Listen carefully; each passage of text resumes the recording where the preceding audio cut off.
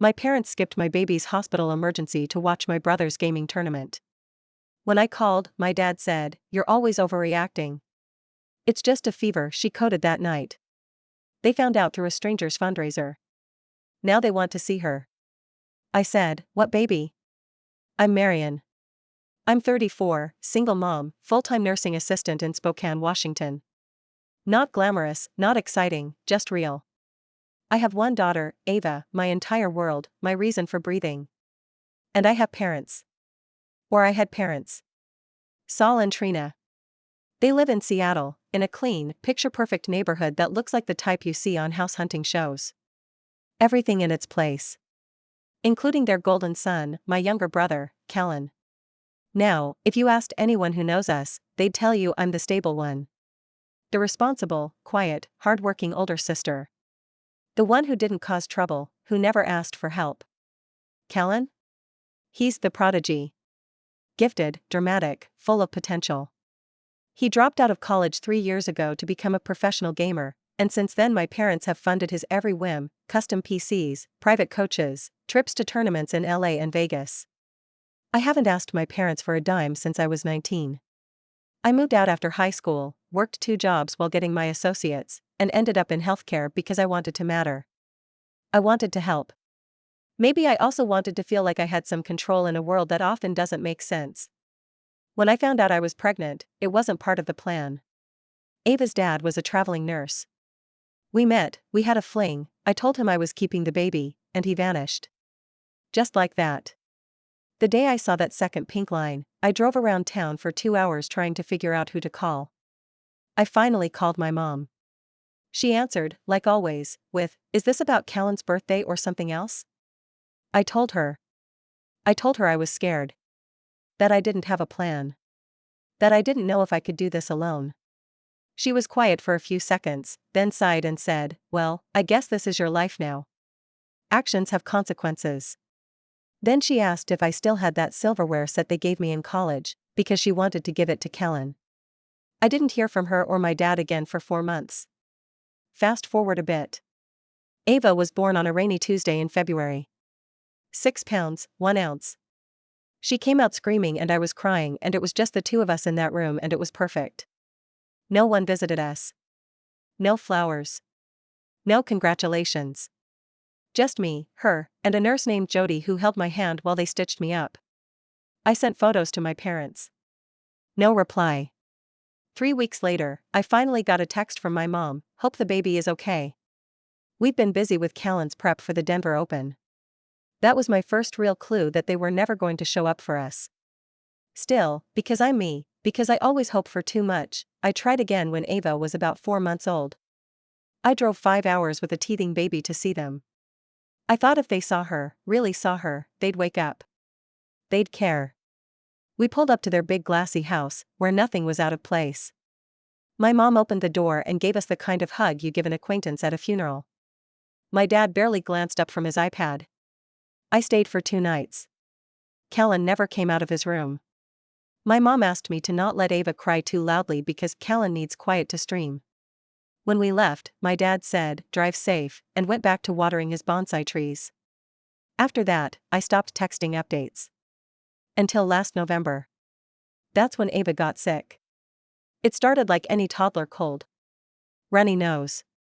Slight fever. A little clingy. But by that night, something in me said it wasn't right. Her breathing was shallow. Her color was off. I rushed her to Sacred Heart ER. They ran blood tests. Did a lumbar puncture. I paced and cried and texted my boss I wouldn't be in for a while. The doctor came back with a word that scared the life out of me, meningitis. I asked if it was bad. He didn't sugarcoat it. "It's serious. We need to admit her now. We'll do everything we can." I sat in the ICU hallway watching Ava, my baby, hooked up to machines, her tiny body fighting to stay alive. I was alone. Not because I don't have friends, but because I didn't think it would escalate this fast. I called my mom. No answer. I called my dad. He picked up after a few rings. "Dad," I said, panicked, "Ava's in the ICU. They say it's meningitis." "She's really bad," he sighed, and in the most annoyed voice I've ever heard said, "Marian, you're always overreacting. It's just a fever. She's on a ventilator." "We're at Callan's tournament," he said. "He made nationals. Try to stay calm. Call us tomorrow." I opened my mouth, and he hung up. That night, Ava coded. I will never forget the sound of those machines flatlining. They brought her back. After 6 minutes. I counted every second. I stayed awake the rest of the night, gripping her hand, silently begging her to hold on. No one called me. Not once. I stayed in that hospital for 2.5 weeks while Ava fought for her life. She was in and out of consciousness, and I started praying for small things. Just let her eyes open. Let her respond. Let her live. One of the nurses, Dina, saw what I was going through and started a GoFundMe for Ava's treatment. I never asked. She just did it. And the fundraiser took off. People shared it. Strangers donated. My mom found out when one of her friends in her book club forwarded her the link. The next day, she called. "Why didn't you tell us?" she said. Like I was hiding it. "I did," I said. "I called Dad the night she was admitted." "Well," she snapped, "how were we supposed to know it was that serious? You're always so emotional." I hung up. That fundraiser covered Ava's rehab. Her specialists. Her hearing aids. It was strangers who kept us afloat. My parents didn't send a card. They didn't visit. They didn't even share the fundraiser. I blocked them. And for nearly a year, I kept them out of our lives. Last month, they sent a letter. They wanted to visit. To finally meet Ava, it said. To make things right. I stared at that letter for a long time. Then I poured a glass of wine, sat on the couch, and watched Ava sleep in her Paw Patrol pajamas. The next day, I called my mom back. She answered with forced cheer, "Marian. I'm so glad you called. We're hoping to come out next weekend to see our little, what baby?"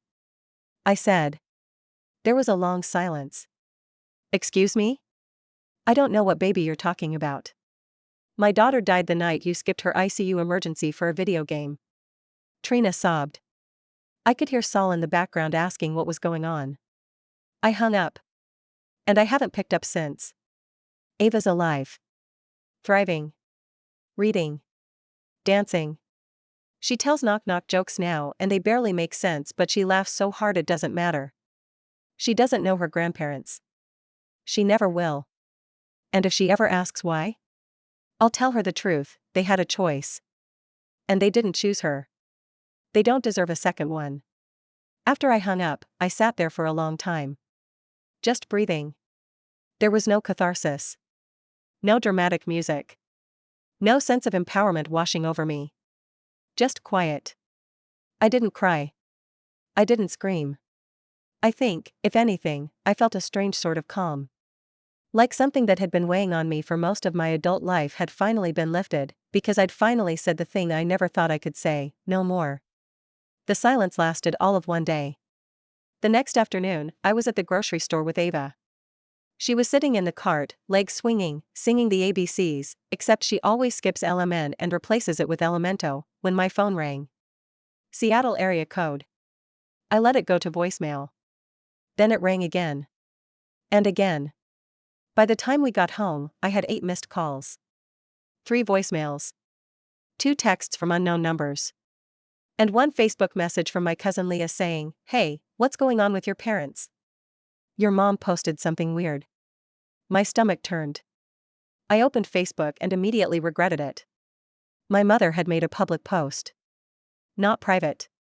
Not friends only. Public. "Please pray for our family. Our daughter has been suffering in silence and has chosen to keep our granddaughter from us due to a misunderstanding. We love Ava deeply and have been praying for her recovery every day since we found out. Family is everything. We are heartbroken." Attached was a photo of Ava that I'd posted on my private account, one I'm guessing Leah must have innocently reshared months ago. A picture of Ava in the hospital, with tubes in her nose and her little hand wrapped in gauze. They took that photo and turned it into a sympathy prop. I saw red. I don't even remember unlocking my phone, but I do remember what I texted my mom: delete that post. You don't get to play the grieving grandparents when you weren't there. You didn't call. You didn't visit. You told me I was being dramatic while she was dying. You are not part of her life, and you don't get to harvest pity off the child you abandoned. She didn't reply. But the post was gone within an hour. That night, Callan texted me. You're seriously a psycho for lying about your daughter dying. What the hell is wrong with you? That one made me laugh.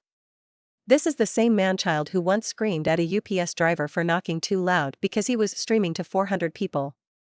The same person who has never worked a day in his life, who had the luxury of turning his bedroom into a career experiment while I was pushing a stroller through snow to get to the bus stop. I didn't respond. But I blocked him, too. By the end of that week, I'd gone fully nuclear. New phone number. Locked down social media. Scrubbed anything public with Ava's name or photo on it. I wasn't playing anymore. You don't get to neglect your granddaughter and then turn around and weaponize her for attention. You don't get to cry about family when you didn't lift a finger while she was hooked up to a ventilator. You don't get to paint me as the villain because I told you, in no uncertain terms, that you lost your chance. It didn't end there. A week later, I got a letter. A real one. From a law office in Seattle. My parents were trying to file for grandparents' visitation rights. I don't think I've ever gone from disbelief to fury so fast in my life. They'd talked to a family lawyer, probably the same guy who drafted my dad's estate plan, and they were trying to legally force a relationship with the child they ignored. I showed the letter to a coworker of mine whose sister is a family attorney. She laughed. Washington doesn't grant grandparents rights unless they can prove an existing, significant relationship with the child and that cutting them off would harm the child. If what you're telling me is true, they have 0 cases. Still, I hired a lawyer. I wasn't taking chances. We prepared a formal response, including timelines, documentation, Ava's medical history, screenshots of their communications, or lack thereof, and the fundraiser that showed a complete absence of family support. My lawyer said it was one of the clearest examples of a frivolous petition she'd seen in a while. 2 weeks later, their attorney withdrew the request. I thought that would be the end of it. But you know what happens when entitled people get told no for the first time in their lives? They escalate. I started getting strange friend requests. From names I didn't recognize, burner accounts, probably. Then messages like, children need their grandparents. You're being cruel out of spite. Think about Ava, not your pride. All anonymous. All eerily similar in tone. One even used a phrase my mom always says, family doesn't throw each other away. So I did what I do best. I documented everything. Screenshots. IP traces. Forwarded it all to my lawyer. Then I went one step further. I wrote my own post. No names. No specifics. But I told the truth. When my baby was in the ICU, I called my parents. My dad told me I was overreacting. She coded that night. They didn't visit. They didn't call. They found out she was alive through a stranger's fundraiser. A year later, they asked to see her. I said, what baby? Because the night they chose a tournament over the hospital was the night they lost their granddaughter. It got shared more times than I expected. And the best part? Every mutual acquaintance who saw it stopped asking questions after that. I never named them. I didn't have to. They buried themselves with their own silence. But the ripples kept spreading. One of my old high school teachers reached out. She'd been in the same church group as my mom. She apologized, said she never realized what was going on. A neighbor I hadn't spoken to in years sent me a gift card for diapers and a handwritten note that just said, "You did the right thing." Every time one of those small acts of kindness showed up, I felt like the universe was stitching little pieces of me back together. But just when things started to feel quiet again, they showed up. Unannounced. In Spokane. Outside my apartment. It was a Thursday afternoon. I had just gotten off a double shift. Ava was with my friend Renee, who's basically become family at this point. I was standing in the hallway of our apartment complex, wrestling with my keys, still in scrubs, shoes soaked from a surprise downpour, when I heard a voice behind me say my name. Marion. I turned, slowly. It was them. Saul and Trina. My parents. Standing outside my apartment door like it was a Sunday visit for brunch. My dad was holding some kind of shopping bag, looked like one of those overpriced baby boutiques in Seattle. My mom had on heels and a scarf, like she was heading to a garden club meeting instead of confronting her estranged daughter. My chest tightened. I was too exhausted to yell, too shocked to react. I didn't open the door. I didn't even let my key turn in the lock. "What are you doing here?" I asked, my voice low. I could hear the edge in it, the kind you get when you're not angry anymore, just done. "We just want to talk," my mom said. "Face to face." My dad added, "You wouldn't return our calls." We didn't know what else to do. "That's the point," I said. "You weren't supposed to know what else to do." They both looked smaller somehow. Not physically, but deflated. Like the performance had ended and they didn't have lines prepared for this scene. "You said," my mom started, voice cracking, "you said she died." I raised an eyebrow. "And you didn't drive down then? You didn't call? You didn't ask if I was okay? If I needed anything? You made a Facebook post?" She opened her mouth. I held up my hand. "No. You don't get to speak first." There was a silence that stretched out way too long. My dad looked at the ground. My mom just stood there, hand clutching the strap of her bag like it was a life raft. "You told me I was being dramatic," I said quietly. "You hung up on me while my baby was coding. And you're here now? A year later? Because you finally got embarrassed?" "That's not fair," my dad muttered. "Neither is life," I snapped. "But you didn't show up for any of it." "We didn't know," my mom tried again. "Bullshit. You knew enough. You knew she was in the ICU. You knew I called you sobbing. You knew there was a fundraiser, and instead of calling me, you posted about being heartbroken like you were some kind of grieving saint. We thought you'd forgive us," she said, so softly I almost didn't hear it. And there it was. The sentence they'd been trying not to say. Because in their heads, this was always temporary. A misunderstanding. An overreaction. Something I'd cool down from. Because that's how it had always gone before. I'd get mad, they'd ignore it, and then I'd come back like nothing happened. But they didn't realize something. Ava changed everything. I was no longer the girl who needed her parents to survive. I was the mother who would burn the world down for her daughter to thrive. I stared at them for a long time. They didn't flinch. They waited. "You don't get to see her," I said flatly. "Not even once?" my mom whispered. I shook my head. "No. You're not safe for her. Emotionally, mentally, you're not people I trust to protect her." "We're her grandparents," my dad said, a little sharper now. "That should count for something." "It doesn't," I said. "It really doesn't." A neighbor walked by. Gave us a polite nod. I could feel the tension in the air like a coiled wire, but I wasn't backing down. "She almost died," I said again, just to make sure they heard it. "She died in 6 minutes. And you never even came." My mom's eyes welled with tears, but I wasn't moved. I've seen tears. I've cried more in the past year than I have in my entire life. Crying doesn't equal remorse. Crying is often just guilt looking for an audience. "You should go," I said. "We drove 5 hours," my dad protested. "You didn't drive 5 minutes to the ICU." That shut him up. "We won't stop trying," my mom said, pulling herself up straighter. I looked her dead in the eye. "You stopped trying a long time ago. I'm just finally matching your energy." She looked like she wanted to slap me. I unlocked my door, turned the knob, and stepped halfway inside. "I'm not angry anymore," I added, before closing it. "But I'm never forgetting. And I'm never letting you near her. That's the consequence of your choices." Then I shut the door behind me. And locked it. They stood out there for another 20 minutes. I watched through the peephole. They didn't knock again. Eventually, they left. And for the next few days, things were quiet. Until Ava's daycare director called me the following Tuesday. Apparently, a man and woman had shown up that morning asking to drop off a gift for Ava. They claimed to be her grandparents. Didn't say their names. Just smiled and said they wanted to leave something from the family. Thank God I had already flagged them in her file. The director didn't let them through the gate. But she said they waited in the parking lot for almost half an hour, sitting in a rental car. watching. I felt sick. This wasn't about visitation anymore. This was about control. And they weren't done. Not by a long shot. After the daycare incident, something in me shifted. I wasn't scared. I was furious. They weren't just crossing boundaries now, they were circling my daughter's life like buzzards, looking for a way in. A weakness. A loophole. Anything they could exploit. So I stopped hoping they'd go away.